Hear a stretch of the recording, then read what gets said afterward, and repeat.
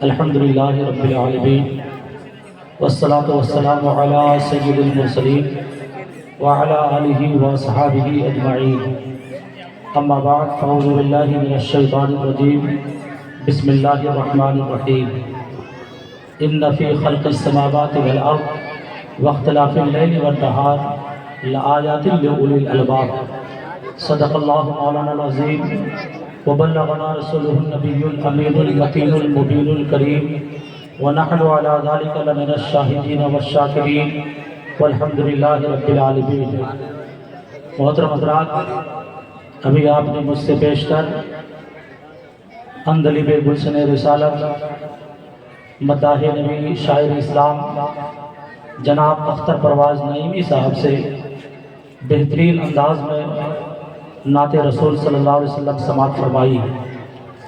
آج کل ہماری قوم کا المیہ ہی یہی ہے کہ ابھی آپ نے دیکھا جب ہماری نعت خوانی ہو رہی تھی، ہمارا یہ پنڈال، ہمارا یہ شامیانہ بھرا نظر آ رہا تھا۔ جیسے ہی تقریر کی باری آتی ہے، پتہ نہیں ہمارے ان سامعین میں، ان نوجوانوں میں کون سا جراثیم پیدا ہو گیا ہے کہ فوراً ہی روڈ پر، چوک چوراہے پر چکر لگانا شروع کر دیتے ہیں۔ یہ بہت افسوس کی بات ہے۔ ہم دین سیکھنے آتے ہیں تو دین سیکھنے کے دونوں طریقے ہیں۔ تبلیغ کا دونوں طریقہ ہے کہ تبلیغ نظم میں بھی ہو سکتی ہے اور تبلیغ نثر میں بھی ہو سکتی ہے، لیکن نظم آپ سنیں گے تو نثر کون سنے گا؟ اس لیے ہم اور آپ کو یہ ذمہ داری بنتی ہے کہ جب ایک نعت خواں، ایک شاعر نعت پڑھ کر کے چلے جائے تو ایک آنے والے خطیب کا بھی ہم استقبال اسی طرح کریں جیسے کہ ایک نعت خواں کا ہم استقبال کرتے ہیں۔ بہرحال میں آپ کے گاؤں کا تھا، میں نے آپ کو دیکھا ہے، میں آپ کو جانتا ہوں، اس لیے میں نے یہ بات آپ کے سامنے رکھ دی۔ لیکن میرے بات آپ جانتے ہیں، ہندوستان کے عظیم خطیب جن کو ہم اور آپ، ابھی آپ نے مولانا منظر حضوری سے سنا، شان سیمانچل، جان سیمانچل، سب کچھ کہہ لیجئے، ایک بے باک خطیب حضرت علامہ مفتی شہریار رضا صاحب قبلہ کا بھی خطاب نایاب سماعت کرنی ہے۔ تھوڑی دیر میں آپ کے سامنے حاضر آیا، اس لیے بغیر کسی تمہید کے آئیے سب سے پہلے اپنے آقا و مولا حضور تاجدار مدینہ راحت قلب و سینہ علیہ التحیۃ و ثنا کی بارگاہ رسالت مآب میں جھوم جھوم کر عقیدت و محبت کے ساتھ درود پاک پڑھ لیجیے۔ اللہم صلی علی سیدنا شفیعنا مولانا محمد بارک وسلم، صلو علیہ صلاۃ و سلام علیک یا رسول اللہ، صلاۃ و سلام علیک یا حبیب اللہ، یا نبی اللہ صلی اللہ تعالی وسلم۔ بریلی کے تاجدار امام عشق و محبت کنز الکرامت ارشاد فرماتے ہیں، واہ کیا مرتبہ اے غوث ہے بالا تیرا، واہ کیا مرتبہ اے غوث ہے بالا تیرا، اونچے اونچوں کے سروں سے قدم اعلیٰ تیرا، اونچے اونچوں کے سروں سے قدم اعلیٰ تیرا، اور سر بھلا کیا کوئی جانے کے ہے کیسا تیرا، سر بھلا کیا کوئی جانے کے ہے کیسا تیرا، اولیاء ملتے ہیں آنکھیں وہ ہے تلوہ تیرا۔ اور آسی غازی پوری فرماتے ہیں، کیا پوچھتے ہو شہ جینا کے فضائل آسی، کیا پوچھتے ہو فضائل آسی، ہر فضیلت کے جامع ہے وہ نبوت کے سوا، ہر فضیلت کے جامع ہے وہ نبوت کے سوا۔ غور کیجئے گا، آج آپ یہ پوسٹر دیکھ رہے ہیں، شہنشاہ بغداد کانفرنس، پیران پیر روشن ضمیر شیخ عبد القادر جیلانی رضی اللہ تعالی عنہ کے نام سے اس جلسے کو موسوم کیا گیا۔ غوث اعظم رضی اللہ تعالی عنہ جنہیں پیران پیر کہا جاتا ہے، جنہیں قطب المشائخ کہا جاتا ہے، جنہیں غوث الاغواث کہا جاتا ہے، جنہیں فرد الافراد کہا جاتا ہے، اس غوث اعظم کی محفل ہم اور آپ نے سجائی ہے۔ ایک بات میں آپ سے پوچھنا چاہتا ہوں، آخر ہم اولیاء کرام کی محفل سجاتے کیوں ہیں؟ جب ربیع الاخر کا مہینہ آتا ہے، 11ویں تاریخ سے لے کر کے اس مہینے میں غوث اعظم کی محفل سجاتے ہیں۔ رجب کا مہینہ آتا ہے، 6 رجب کو خواجہ اجمیری کا ہم عرس مناتے ہیں۔ سفر کا مہینہ آتا ہے، 25 سفر کو عرس اعلیٰ حضرت مناتے ہیں۔ محرم کے مہینے میں 27-28 محرم کو عرس مخدوم سمنہ منایا جاتا ہے۔ مختلف تاریخوں میں مختلف اولیاء کرام کی محفلیں منعقد کی جاتی ہے۔ کبھی آپ نے غور کیا ہے کہ اولیاء کرام کی محفل کا انعقاد کیوں ہوتا ہے؟ اولیاء کرام کی محفل منعقد کیوں کی جاتی ہے؟ ہم غلامان غوث جو ہے غوث کی محفل سجاتے کیوں ہے؟ میں آپ کو بتانا چاہتا ہوں، اللہ رب العزت نے قرآن میں فرمایا ہے ان فی خلق السماوات والارض واختلاف اللیل والنہار لآیات لأولی الالباب، بے شک زمین و آسمان کی پیدائش، رات و دن کا انقلاب اور اختلاف میں اللہ نے عقل مندوں کے لیے نشانیاں رکھی ہے۔ اللہ بتانا یہ چاہتا ہے اے دنیا والوں، میں نے چاند سورج کو پیدا کیا ہے، میں نے زمین و آسمان کو پیدا کیا ہے، میں نے رات و دن بنائے ہیں، میں نے شمس و قمر پیدا کیا ہے، میں نے شجر و حجر پیدا کیا ہے، کائنات میں ذرے ذرے کو وجود دیا ہے۔ اللہ فرماتا ہے ان ساری چیزوں کو پیدا کرنے کا مقصد کیا ہے، اس کی تخلیق کا مقصد کیا ہے؟ اللہ بتا رہا ہے ان ساری چیزوں کو میں نے اس لیے پیدا کیا ہے کہ انسان اس پہ غور کریں، اپنی عقل دوڑائیں اور اس عقل کو دوڑا کر کے ایک خدا کو، خدائے وحدہ لا شریک کو پہچانیں۔ اسی وجہ سے ہم سب کے امام جن کی ہم پیروی کرتے ہیں، جن کے ہم مقلد ہیں، جنہیں امام اعظم ابو حنیفہ کہا جاتا ہے، اس امام اعظم نے فرمایا تھا اے لوگوں، یہ اللہ کا بہت بڑا فضل و احسان ہے کہ اس نے نبیوں کی جماعت بھیجی، رسولوں کی جماعت کو بھیج دیا ہم سب کی تبلیغ کے لیے، ہم سب کی رشد و ہدایت کے لیے، ورنہ اللہ نے ہم انسانوں کو عقل دیا تھا، اگر اللہ نبیوں کو نہ بھی بھیجتا، پیغمبروں کو نہ بھی بھیجتا، ہم انسانوں پر لازم تھا کہ ہم اپنی عقل کا استعمال کر کے اپنے خدا معبود حقیقی وحدہ لا شریک کی معرفت حاصل کر لیں۔ بے شک سبحان اللہ سبحان اللہ۔ یہ ساری چیز اللہ نے اپنی معرفت کے لیے پیدا فرمائی، لیکن نتیجہ اس کے برعکس ہو گیا۔ لوگوں نے ان ساری چیزوں کے ذریعے اللہ کو پہچاننے کے بجائے اسی کے سامنے ماتھا ٹیکنا شروع کر دیا۔ کسی نے سورج کے سامنے سر جھکایا، کسی نے ستارے کے سامنے سر جھکایا، کسی نے سورج کے سامنے، کسی نے بدھ کے سامنے، کسی نے سمندر کے سامنے۔ جو ساری چیزیں اللہ کی مخلوق تھی، اللہ کی معرفت کا ذریعہ تھی، لوگوں نے انہی کو معبود تصور کر لیا، انہی کے سامنے سر ٹیکنا شروع کر دیا۔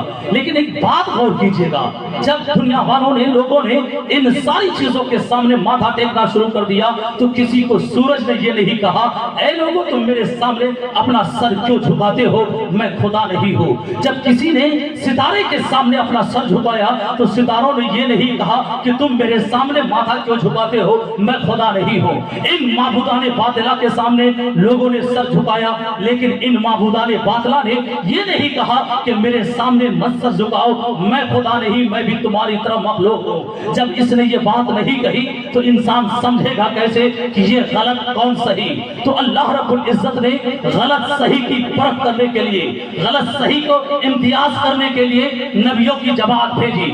حضرت آدم سے لے کر کے عیسیٰ پیغمبر تک کم و بیش 1,24,000 یا 2,24,000 انبیاء کرام دنیا میں تشریف لائے، سب درست و ہدایت کا کام کرتے رہے، سب تبلیغ کا کام کرتے رہے، لیکن جب میرے محبوب آئے اللہ نے قرآن میں اعلان فرما دیا وَلَٰكِن رسول اللہ وخاتم النبیین، اے لوگوں سنو سنو، محمد عربی اللہ کا رسول ہے اور آخری نبی ہے، اور میرے نبی نے فرمایا انا خاتم النبیین لا نبی بعدی، میں آخری نبی ہوں، میرے بعد کوئی نبی نہیں آئے گا۔ اب ذہن میں سوال پیدا ہوا یا اللہ پہلے کے لوگ جب راہ بھٹک جاتے تھے، گمراہ ہونے لگے تھے، تو ان کی تبلیغ کے لیے، ان کی رشد و ہدایت کے لیے، ان کو راستہ دکھانے کے لیے نبیوں کی جماعت کو بھیجتا رہا، لیکن جب تیرا محبوب آ گیا تو نے اعلان کر دیا اب نبوت و رسالت کا دروازہ بند ہو گیا ہے، اب کوئی نیا نبی نہیں آئے گا، کوئی پیغمبر نہیں آئے گا۔ مولا اب جب لوگ گمراہ ہو جائیں گے، ان کی تبلیغ کا کام کون کرے گا؟ ان کو راستہ کون دکھائے گا؟ انہیں منزل مقصود کی طرف رہنمائی کون کرے گا؟ تو ندائے غیبی آتی ہے، اے لوگوں سنو سنو، جو کام پہلے کے انبیاء کیا کرتے تھے اب وہی کام میری امت کے اولیاء اور علماء انجام دیا کریں گے۔ اس لیے میرے نبی نے ارشاد ارشاد فرمایا علماء امتی کا انبیاء بنی اسرائیل، میری امت کے علماء جو ہیں بنی اسرائیل کے نبیوں کی طرح۔ بے شک سبحان اللہ سبحان اللہ۔ جو کام پہلے انبیاء انجام دیتے تھے اب اولیاء انجام دیں گے۔ انہی ولیوں میں ایک ولی غوث اعظم کی ذات ہے۔ غوث اعظم کو ہم اور آپ پیران پیر کہتے ہیں۔ کبھی آپ نے سوچا کہ غوث اعظم کو پیران پیر کیوں کہا جاتا ہے؟ میں آپ کو بتاؤں، ایک روایت میں آتا ہے غوث اعظم خود فرماتے ہیں، کہتے ہیں ان الانس لہو شیخ وان الجن لہو شیخ وان الملائکۃ لہو شیخ وانا شیخ الکل۔ آپ فرماتے ہیں اے لوگوں، انسان کا بھی کوئی شیخ کوئی مرید ہے، جناتوں کا بھی کوئی شیخ کوئی پیر ہے، فرشتوں کا بھی کوئی شیخ کوئی پیر ہے۔ آپ فرمانا چاہتے ہیں انسانوں کا بھی پیر ہوتا ہے، فرشتوں کا بھی پیر ہوتا ہے، جناتوں کا بھی پیر ہوتا ہے، لیکن آپ فرماتے ہیں انا شیخ الکل، میں سب کا پیر ہوں، میں جناتوں کا بھی پیر، میں انسانوں کا بھی پیر، میں سبھی کا پیر ہوں۔ اس لیے غوث اعظم دستگیر کو کہا جاتا ہے پیرانے پیر، اور لوگ پیر ہوئے لیکن عبد القادر جیلانی پیروں کے بھی پیر ہو۔ بے شک سبحان اللہ سبحان اللہ۔ اب غور کیجئے گا، غوث اعظم جن کی محفل ہم نے سجائی ہے، آپ خود فرماتے ہیں الولایت ظل النبوت والنبوت ظل الالوہیت۔ ولایت نبوت کی ایک جھلک ہے، نبوت الوہیت کی ایک جھلک ہے، یعنی ایک ولی نائب پیغمبر ہے اور ایک پیغمبر نائب پروردگار ہے۔ جیسا کہ آپ خود دیکھیں، جب اللہ رب العزت اس روئے زمین پر انسان کو پھیلانا چاہ رہا تھا، بسانا چاہ رہا تھا، انسان کو پیدا فرمانا چاہ رہا تھا، تو اللہ نے فرشتوں سے مشورتاً کہا تھا انی جاعل فی الارض خلیفہ، اے فرشتوں میں زمین پر اپنا نائب بنانے والا ہوں۔ وہ نائب کون تھا؟ اللہ کا نبی حضرت آدم علیہ نبینا علیہ السلام، جس سے صاف ظاہر ہے پیغمبر نائب پروردگار ہے، ولی نائب پیغمبر ہے۔ ذرا آپ غور کیجئے گا، ہر ولی کہتے ہیں پیغمبر کا نائب، ہر پیغمبر نائب پروردگار ہے، لیکن غوث اعظم کا یہ فرمان سنیے گا، آپ کہتے ہیں کل ولی لہو قدم وانی علی قدم النبی بدر الکمالی۔ ہر ولی کسی نہ کسی نبی کا مظہر ہے، میں اس نبی کا مظہر ہوں جو کہتے ہیں بدر کامل ہے۔ اب غور کیجئے گا، غوث اعظم بتانا کیا چاہتے ہیں، اے لوگوں ہر زمانے میں پیغمبر آئے، ہر نبی باکمال، ہر نبی بے مثال ہے، لیکن سب میں عرفہ و اعلیٰ، سب میں عظیم الشان پیغمبر میرے مصطفیٰ کی ذات ہے۔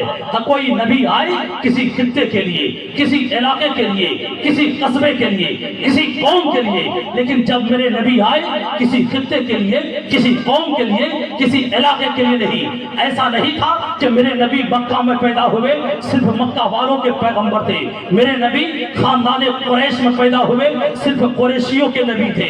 ایسا نہیں تھا کہ میرے نبی بنو ہاشم میں پیدا ہوئے صرف ہاشمیوں کے پیغمبر تھے، نہیں، بلکہ اللہ نے قرآن میں فرمایا وما ارسلناک الا رحمتا للعالمین، اے محبوب ہم نے آپ کو ساری کائنات کے لیے رحمت بنا کر بھیجا ہے۔ پھر دوسری چیز آپ غور کیجئے گا، میرے نبی آئے سارے خطے کے لیے، سارے علاقے کے لیے۔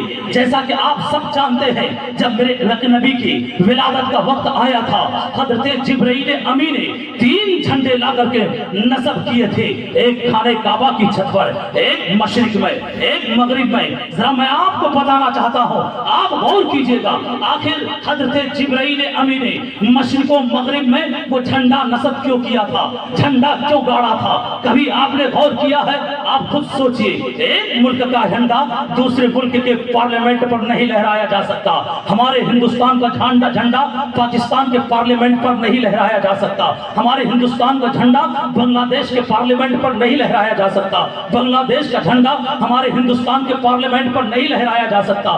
کسی ملک کا جھنڈا دوسرے ملک کے پارلیمنٹ پر لہرا دیا جانا، یہ اس بات کی دلیل ہے کہ اس ملک پر قبضہ ہو چکا ہے، اس لیے اس کا جھنڈا وہاں لہرا رہا ہے۔ اے لوگوں سنو، کسی ملک کا کا جھنڈا کہیں پر گڑ جانا یہ اس بات کی دلیل ہے کہ اس ملک کا غلبہ، اس ملک کا وہاں قبضہ ہو چکا ہے۔ اسی طرح ذرا آپ غور کرو، جب میرے آقا آئے جبرائیل نے مشرق و مغرب میں جھنڈا گاڑ کر کے بتا دیا، اے دنیا والوں کوئی اور پیغمبر آئے تھے وہ کسی خطے کسی علاقے کے لیے آئے تھے، لیکن میرا محبوب جو آیا ہے وہ کسی خطے کسی علاقے کے لیے نہیں بلکہ اقصاب یعنی کہ مشرق و مغرب میں جھنڈا گاڑ کر کے جبرائیل امین نے بتا دیا کہ میرے نبی کی حکومت کسی خاص علاقے میں نہیں، ساری کائنات میں میرے مصطفیٰ۔ بے شک سبحان اللہ سبحان اللہ۔ اب آپ اسی تناظر میں غوث اعظم کا یہ قول دیکھیے، غور کیجیے گا میری بات پر۔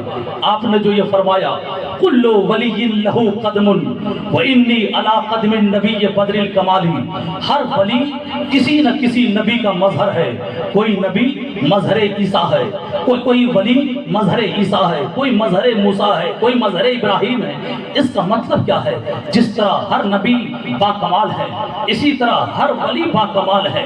اللہ نے ہر ولی کو باکمال بنایا، لیکن ہر ایک کو کسی خطے کے لیے، کسی کو کسی علاقے کے لیے۔ لیکن بات جب عبد القادر جیلانی کی آئی تو ان کی ولایت کسی خاص خطے کے لیے نہیں، کسی خاص علاقے کے لیے نہیں، کسی خاص قصبے کے لیے نہیں، بلکہ عبد القادر دیا۔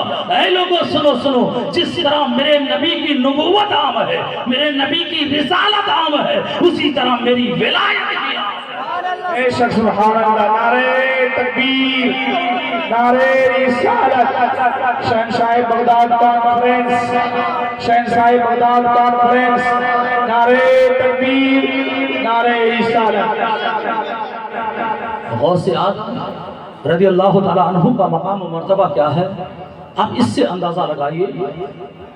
غوث اعظم کے زمانے میں اللہ کا ایک مقرب بندہ ہے جن کا نام حضرت عبد الرحمن تفسونجی رحمۃ اللہ علیہ ہے۔ آپ اپنے مریدین کے درمیان ہیں، انہیں واضح و نصیحت فرما رہے ہیں۔ اچانک وجد کی کیفیت طاری ہوتی ہے اور آپ کی زبان سے جملہ نکلتا ہے، انا بین الاولیاء کالقرقی بین الطیور۔ اے لوگو میرا مقام ولیوں کے درمیان ایسے ہی ہے جیسے کہ پرندوں کے درمیان سارس پرندے کا ہے۔ یعنی بتانا یہ چاہ رہے تھے وہ کہ میں ولیوں میں میرا مقام سب سے اونچا ہے، جس طرح پرندوں میں سارس پرندے کا مقام سب سے اونچا ہے اسی طرح ولیوں میں میرا مقام سب سے اونچا ہے۔ اتنا کہنا تھا، آپ کی مجلس میں غوث اعظم کا ایک مرید جن کا نام حضرت علی بیان کیا جاتا ہے، وہ مرید آپ کی مجلس میں ہے۔ اچانک آپ کھڑے ہو جاتے ہیں، جیسے ہی عبد الرحمن تفسونجی نے یہ کہا تھا انا بین الاولیاء کالقرقی بین الطیور، میں ولیوں کے درمیان ایسے ہی بلند مقام رکھتا ہوں جیسا کہ پرندوں کے درمیان سارس پرندہ رکھتا ہے۔ تو غوث اعظم کا مرید کھڑا ہوتا ہے، آپ کہتے ہیں ارے میرے مرشد عبد القادر جیلانی، ان سے مقابلہ آپ بعد میں کیجئے گا، ان سے موازنہ بعد میں کیجئے گا، پہلے مجھ سے مقابلہ کر کے دکھائیے۔ اب ذرا غور کیجئے گا، ان سارے لوگوں کے بیچ میں ایک غوث اعظم کا مرید کھڑا ہو کر کے للکارتا ہے کہ اب میرے پیر سے مقابلہ بعد میں کیجئے گا، پہلے مجھ سے کیجئے۔ عبد الرحمن تفسونجی کے جتنے مریدین ہیں وہ کھڑے ہو جاتے ہیں، غوث اعظم کے مرید کو پکڑنا ہی چاہتے ہیں۔ عبد الرحمن تفسونجی نے کہا ٹھہر جاؤ، ان کے بدن سے ایسے انوار و تجلیات پھوٹ رہے ہیں، یقیناً یہ کسی باکمال انسان کا ہی مرید لگتا ہے، ٹھہر جاؤ۔ ان سے کہا گیا تمہارا پیر کون ہے، تمہارا مرشد کون ہے؟ انہوں نے کہا میرے مرشد کا نام عبد القادر جیلانی ہے۔ اب غور کیجئے گا، اتنا سننا تھا۔ حضرت عبد الرحمن تفسونجی کہتے ہیں کون عبد القادر جیلانی؟ میں انہیں جانتا نہیں، میں اللہ کے دربار میں جاتا ہوں، وہاں ولیوں سے میری ملاقات ہوتی ہے، سارے ولیوں سے میری ملاقات ہے، لیکن کبھی میں نے عبد القادر کو دیکھا نہیں، نہ میں اسے پہچانتا ہوں۔ ذرا ان سے پوچھے کہ ان کو ولایت کب ملی ہے، وہ کس راستے سے اللہ کے دربار میں جاتے ہیں۔ غور کرنا، انہوں نے یعنی عبد الرحمن تفسونجی نے اپنے دو مریدوں کو یہ سوالات لے کر کے عبد القادر جیلانی کے پاس بھیج دیا کہ ان کے پاس جاؤ، انہیں سلام کہنا، ان سے پوچھنا کہ آپ کو ولایت کب ملی ہے، آپ اللہ کے دربار میں کس راستے سے جاتے ہیں۔ ہے یہ پیغام دے کر اپنے 2 مریدوں کو بھیجا ادھر بغداد کی سرزمین پر غوث اعظم جیلانی ہے آپ کو پتا چل جاتا ہے کہ عبد الرحمن تفسونجی نے اپنے 2 مریدوں کو بھیجا ہے آپ نے بھی 2 مرید تیار کیے بھیج دیے کہا جاؤ راستے میں 2 انسان سے ملاقات ہوگی جس کا فلاں فلاں نام ہوگا یہ سوال لے کر کے آ رہا ہے تم چلے جاؤ وہاں ان کو واپس لے کر کے جانا پھر عبد الرحمن تفسونجی کو میرا سلام کہنا اور ان سے پوچھنا آپ عبد القادر جیلانی کی ولایت کی بات کرتے ہیں لیکن میں بتاتا ہوں آپ اپنی ولایت کے بارے میں سنیے کہ فلاں دن آپ کو ولایت ملی تھی وہ ولایت عبد القادر جیلانی نے ہی دی تھی فلاں مقام پر آپ کے درجہ ولایت کو بلند کیا گیا تھا وہ مقام بلند جو آپ کا مقام بلند ہوا تھا وہ عبد القادر جیلانی ہی کی وجہ سے ہوا تھا فلاں دن آپ کو فلاں جبہ عطا کیا گیا تھا جس پر سورہ اخلاص منقش تھا وہ عبد القادر جیلانی نے ہی دیا تھا جب یہ بات سنی عبد الرحمن تفسونجی نے کہا ہاں میں نے پہچان لیا اس کے بعد آپ کے مرید نے کہا اے عبد الرحمن تفسونجی سنیے ہمارے پیر کہتے ہیں اللہ کے دربار میں جانے کے راستے الگ ہیں عام ولیوں کا راستہ الگ ہے خاص کا راستہ الگ ہے اخص الخواص کا راستہ الگ ہے رازدار کا راستہ الگ ہے وہ انا ادخل من باب السر واخرج منہ اے عبد الرحمن تفسونجی تم میرے پیر عبد القادر کو کیسے جانو گے تم تو عام ولیوں کے راستے سے جاتے ہو لیکن میرا مرشد عبد القادر جیلانی رازدار کے راستے سے جاتا ہے اور رازدار کے راستے سے نعرے تکبیر نعرے رسالت علماء علیہ سنت مفتی اشتیاق صاحب قبلہ شہنشاہ بغداد کانفرنس بہت کوئی لمبی چوڑی تقریر نہیں میرے بعد تقریر ہونی ہے میں صرف ایک بات بتاؤں آپ کو غوث اعظم رضی اللہ تعالیٰ عنہ ان کا مقام و مرتبہ ان کی عظمت صرف ہم ہی نہیں غیر بھی تسلیم کیا کرتے ہیں بریلی کے تاجدار نے کہا تھا ستم کوری وہابی رافضی کی ستم کوری وہابی رافضی کی ہندو تک تیرا قائل ہے یا غوث ہندو تک تیرا قائل ہے یا غوث لوگوں نے اس شعر کا ایک پس منظر بیان کیا ہے اب ذرا دھیان دیجئے گا کہ غوث اعظم کا مقام و مرتبہ کیا ہے ان کی شان کیا ہے ان کا مرید اگر انہیں دور سے پکارتا ہے یقیناً وہ دستگیری فرماتے ہیں غوث اعظم فرماتے ہیں اے لوگوں اللہ نے مجھے وہ طاقت دی ہے کہ اگر میرا مرید مشرق میں ہو اور میں مغرب میں ہوں اور اس مشرق سے میرا مرید پکارے اور میں مغرب میں رہ کر کے اپنے مرید کی دستگیری کروں گا آپ نے فرمایا ہے مریدی لا تخف اللہ ربی عطانی رفعتاً و نلت المنالی اے میرے مرید گھبرانے کی ضرورت نہیں ہے اللہ میرا رب ہے اس نے مجھے بااختیار بنایا ہے اس نے مجھے وہ قوت دی ہے کہ میں تصرف کر سکوں میں جو ہے اس میں کہتے ہیں اپنے اعتبار سے اپنے اختیار سے تصرف کر سکوں ذرا آپ غور کیجئے خود عبد القادر جیلانی فرماتے ہیں اے لوگوں یہ دن کا سورج طلوع نہیں ہوتا ہے طلوع ہونے سے پہلے میرے پاس آتا ہے سلام کرتا ہے ہفتہ نہیں آتا ہے ہفتہ نمودار ہونے سے پہلے میرے پاس آتا ہے مجھے سلام کرتا ہے اور بتاتا ہے کہ اس ہفتے میں کیا ہونے والا ہے مہینہ طلوع ہونے سے پہلے مہینہ ظاہر ہونے سے پہلے میرے پاس آتا ہے مجھے سلام کرتا ہے اور بتاتا ہے اس مہینے میں کیا ہونے والا ہے سال ظاہر ہونے سے پہلے میرے پاس آتا ہے مجھے سلام کرتا ہے اور یہ بتاتا ہے اس سال کیا ہونے والا ہے یعنی اللہ نے عبد القادر جیلانی کو وہ قوت و پاور عطا فرمائی ہے چاند پر آپ کا کنٹرول سورج پر آپ کا کنٹرول مہینے پر آپ کا کنٹرول ہفتے پر آپ کا کنٹرول سال پر آپ کا کنٹرول یعنی میرے نبی کے وسیلے سے اللہ نے غوث اعظم کو ساری کائنات میں تصرف کا اختیار دیا ہے اس لیے آپ نے فرمایا اے لوگوں سنو میں اللہ کی قدرت سے اللہ کی دی ہوئی طاقت سے پوری دنیا کو ایسے ہی دیکھا کرتا ہوں جیسے کہ ہاتھ کی ہتھیلی پر رائی کا دانہ کوئی دیکھا کرتا ہے یعنی پوری دنیا غوث اعظم کی نگاہوں کے سامنے ہے تو میں بتا رہا تھا کہ غوث اعظم رضی اللہ تعالیٰ عنہ کا مقام و مرتبہ کیا ہے ہمارے ہندوستان کے سرزمین ہے پاکستان کا پنجاب کا علاقہ ہے وہاں پر ایک راجہ کا دور تھا جس راجا کو راجا رنجیت سنگھ کہا جاتا تھا، ان کے ہی دور حکومت میں ایک بات آپ کو بتاؤں، وہاں پر ایک مسلمان عورت رہتی ہے اور اس کا شوہر بھی رہتا ہے، اس کے قریب میں ایک ہندو عورت بھی رہتی ہے۔ وہ مسلمان عورت غوث اعظم کی دیوانی تھی، ان کی چاہنے والی تھی، ہر مہینے کی 11ویں تاریخ کو غوث اعظم کا نیاز لگایا کرتی تھی، فاتحہ کیا کرتی تھی۔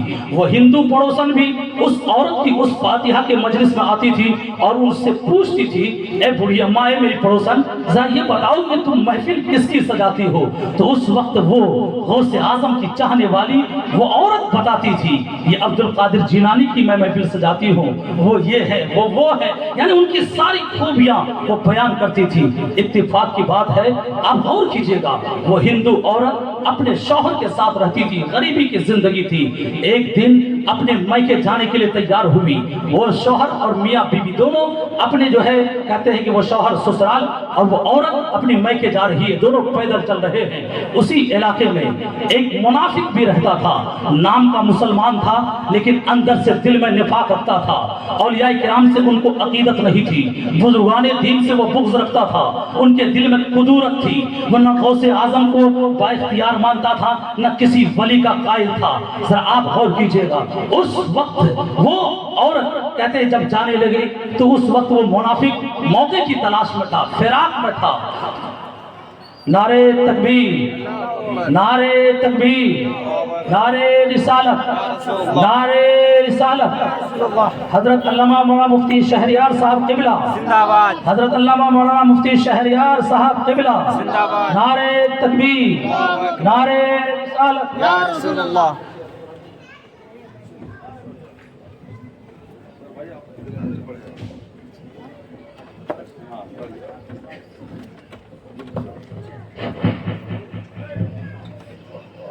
تشریف رکھیے آپ لوگ، بس 2 منٹ کے اندر میں اپنی بات مکمل کر رہا ہوں، حضور تشریف لا چکے ہیں۔ تو اب میں بتا رہا تھا وہ منافق فراق میں تھا، اس ساکھ میں تھا کہ کیسے ہی وہ عورت باہر نکلے، اس پر میں اپنا کنٹرول حاصل کروں۔ اس وجہ سے وہ اب جب اس کو معلوم ہوا کہ وہ عورت اپنی میکے جا رہی ہے تو اس نے اس کا تعاقب کیا، پیچھا کیا، گھوڑا لے کر کے اپنا اس عورت کے قریب گیا اور اس کے شوہر سے کہا، کہاں جا رہے ہیں آپ لوگ؟ پیدل ہیں، میرے پاس گھوڑا ہے، میرے گھوڑے پر سوار ہو جائیے۔ اس شخص نے کہا نہیں، ایک گھوڑا ہے، ہم آدمی 3 ہو جاتے ہیں، اس لیے گھوڑے پر سوار نہیں ہو سکتے۔ تو اس شخص نے کہا، اس منافق نے کہا، ایسا کرو میں نیچے ہو جاتا ہوں، گھوڑے کی لگام پکڑ لیتا ہوں، تم دونوں سوار ہو جاؤ۔ لیکن اس شخص نے کہا نہیں، میں گھوڑے پر سوار نہیں ہو سکتا۔ تو جب وہ زیادہ اصرار کرنے لگا تو اس کی عورت نے کہا ٹھیک ہے، ہم تیرے گھوڑے پر سوار تو ہو سکتے ہیں لیکن تجھے کچھ عہد و پیمان کرنا ہوگا، تجھے کچھ کہتے ہیں کہ ضمانت کے طور پر کچھ دینی ہوگی۔ تو اس منافق نے کہا کیا چاہیے ضمانت کے طور پر، کیا کس چیز کا ضمانت چاہیے، کس چیز کا عہد و پیمان چاہیے؟ تو اس وقت وہ عورت سوچنے لگی اور دل ہی دل میں کہی کہ میرے گھر میں جو بغل میں پڑوسن تھی وہ بڑے پیر کی فاتحہ دلایا کرتی تھی، تو اس لیے اس نے یہ کہا کہ ایسا کرو کہ اسی بڑے پیر کی ضمانت دے دو، جس بڑے پیر کی تم لوگ نیاز دلاتے ہو، فاتحہ دلاتے ہو۔ تو اس وقت وہ منافق سمجھا کون عبد القادر جیلانی، مرے برسوں ہو گیا ہے، کیا وہ آئے گا؟ ٹھیک ہے، خوشی خوشی ضمانت دے دی، ٹھیک ہے، عبد القادر کی ضمانت، بڑے پیر کی ضمانت میں نے دے دی۔ جب وہ ضمانت دے دی اس کے بعد اس عورت کو گھوڑے پر سوار کیا، وہ انسان منافق نیچے اتر آیا۔ اس کے بعد جیسے اس کا شوہر گھوڑے پر سوار ہونا ہی چاہتا تھا، اس نے اپنی تلوار نکالی، اس انسان کی گردن مار دی، اسے قتل کر دیا۔ اس کے بعد اچھل کے گھوڑے پر بیٹھا اس عورت کو لے کر کے جانے لگا۔ وہ عورت جاتی ہے، پیچھے پلٹ پلٹ کر کے دیکھتی ہے، وہ عورت جاتی ہے، پیچھے پلٹ پلٹ کر کے دیکھتی ہے۔ تو اس وقت وہ منافق کہتا ہے اے عورت، کیا پیچھے الٹ الٹ کر دیکھتی ہے؟ میں نے تیرے شوہر کو قتل کر دیا، تیرے سامنے اس کی گردن اتار دی ہے، اب تو کس کا انتظار کرتی ہے؟ کس کو پیچھے پلٹ پلٹ کر کے دیکھتی ہے؟ اس وقت اس عورت نے کہا تھا ہاں ہاں میں نے دیکھا، تو نے میرے شوہر کو قتل کر دیا، میں اپنے شوہر کا انتظار نہیں کرتی، میں اس بڑے پیر کا انتظار کر رہی ہوں جس کی تو نے ضمانت دی تھی، جس کی تو نے گارنٹی دی تھی، جس کا تو نے عہد و پیمان دیا تھا، اس بڑے پیر کا انتظار کر رہی ہوں۔ کہاں ہے وہ बड़े पीर। अब वो जरा गौर कीजिएगा, वो मुनाफिक कहता है कहां से आएगा वो बड़े पीर, कहां से आएगा वो अब्दुल कादिर जिलानी, उसको मरे बरसों हो गया है, इतना सुनना था। अचानक क्या देखता है, दो नकाबपोश दो घोड़े के सामने खड़ा है, और उसके बाद जो है उन दोनों को घोड़े से उतारने के बाद उस मुनाफिक की गर्दन सर से तन से जुदा कर देता है, गर्दन अलग कर देता है। उसके बाद उस औरत से कहता है बेटी और क्या चाहिए? कहा कि मेरा शौहर पीछे जो कत्ल कर दिया गया है, मैं चाहती हूं कि वो जिंदा हो जाए। उसके बाद वो दोनों नकाबपोश उस औरत के साथ उस लाश के पास गए, उस सर को तन के साथ मिलाया। उसके बाद एक नकाबपोश ने कहा कुम बिइज़्निल्लाह, अल्लाह के हुक्म से खड़े हो जाओ। इतना जुमला मुंह से निकलना था कि वो इस इंसान की लाश, उसके अंदर जान पैदा हुई, उठकर खड़ा हो गया। उसके बाद वो दोनों नकाबपोश जाने लगे। उसके बाद उस औरत ने कहा जरा अपना चेहरा तो दिखा दे, कल कोई मुझसे पूछे कि तुझे इंसाफ किसने दिलाया था, तेरे शौहर को जिंदगी किसने दी थी, तो मैं क्या कहूंगी? जब दोनों ने नकाब उठाया, उनमें से एक वो इंसान था जो उसी इलाके का मजजूब था, चक्कर लगाया करता था। वो औरत कहती है दूसरे को मैंने नहीं पहचाना। वो औरत उस घोड़े को लेकर अपना घर चली जाती है। कुछ दिन गुजर जाते हैं, वो इंसान मुनाफिक जब नजर नहीं आता है, उसके घर वाले, उसके रिश्तेदार, उसके अजीजों अकारिब उसे तलाशते हैं कि जब उस तलाशते तलाशते थक गए, लेकिन अचानक उसका घोड़ा उस औरत के पास नजर आया, तो उस वक्त जो है उन लोगों ने उस औरत के खिलाफ मुकदमा दायर कर दिया राजा रणजीत सिंह की अदालत में कि इस औरत, इसके शौहर ने मिलकर मेरे भाई को या मेरे फला रिश्तेदार को कत्ल कर दिया है, जिसका सबूत ये है कि उसका घोड़ा इनके पास है। जब अदालत सजी गई, राजा रणजीत सिंह के दरबार में इन सबको भी बुलाया गया। इनसे पूछा गया कि इनके भावा फला ने तुम्हारे खिलाफ ये मुकदमा दर्ज किया है, जरा बताओ बात क्या है। उस औरत ने कहा हमने उसे कत्ल नहीं किया है, हमने उसे मारा नहीं है, बात यह है हम दोनों फला जगह जा रहे थे, ऐसा ऐसा हुआ, उसने हमें कत्ल कर दिया, बड़े पीर की जमानत दी थी, लेकिन ऐसा हुआ कि दो नकाबपोश आए, उनमें से एक ने इसकी गर्दन मार दी, फिर मेरे शौहर को कुम बिइज़्निल्लाह कह करके जिंदा कर दिया। उस बादशाह ने, उस राजा ने कहा आखिर वो दोनों हैं कौन, उसे तुम पहचानती हो? तो उस वक्त उस औरत ने कहा था एक को तो पहचानती हूँ कि अपने इलाके के मजजूब हैं, वो जो दीवाना है, घूमते रहते हैं, लेकिन दूसरे नकाबपोश को नहीं जानती हूँ। ऐ लोगों, हम और आप जानते हैं वो दूसरा नकाबपोश कौन थे? वही अब्दुल कादिर जिलानी, वही बड़े पीर जिनकी जमानत उस मुनाफिक ने दी थी। इसीलिए बरेली के ताजदार ने कहा था सितमगोरी वहाबी राफजी की, सितमगोरी वहाबी राफजी की, हिंदू तक तेरा कायल है या गौस, हिंदू तक तेरा कायल है या गौस। ये गौस आजम का मकाम है। अपने तो अपने, गैर भी उनका गुण गाया करते हैं। आज हम गुलामे गौस तो बनते हैं, गुलामे गौस का दावा करते हैं, लेकिन हमारे अंदर वो गुलामी का सबूत नहीं है। हम नमाज नहीं पढ़ते हैं, हम रोजा नहीं रखते हैं, हम झूठ बोलते हैं, हमारी जबान गीबत से भरी पड़ी रहती है, हम जुल्म को बढ़ावा देते हैं, हमारे समाज में बुराइयां बढ़ती चली जाती है, फिर भी हम कहते हैं गौस के गुलाम है, हम कहते हैं गौस का दामन नहीं छोड़ेंगे। ऐ लोगों, ये ऐसा दावा है जो दावा बगैर किसी दलील के है। अगर आप सच्चे में गुलामे गौस हैं तो सुबह हमारी मस्जिद भर जानी चाहिए। हमारे अंदर कहते हैं हमारी जबान पर जुमले ऐसे निकलने चाहिए जिससे किसी को तकलीफ ना हो, जिससे किसी को अजियत ना हो। हमारा हाथ उठे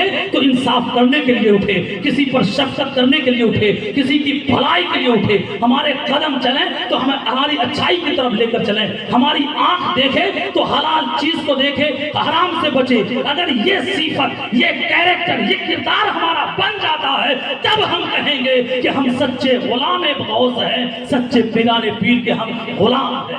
ये कुछ गुफ्तगू मैंने रखी है, बस असल गुफ्तगू तो हम सबके रहबर और रहनुमा कह लीजिए, मुफक्किर इस्लाम, मुस्लिह कौम व मिल्लत हजरत अल्लामा डॉक्टर मुफ्ती शहरयार रज़ा साहब से समाअत करनी है। वमा अलैना इल्लल बलाग, अस्तगफिरुल्लाह रब्बी मिन कुल्लि ज़ंबिन व अतूबु इलैह। सब लोग मिलकर एक मरतबा पढ़िए ला इलाहा इल्लल्लाह मुहम्मदुर रसूलुल्लाह सल्लल्लाहु अलैहि वसल्लम। अस्सलाम वालेकुम।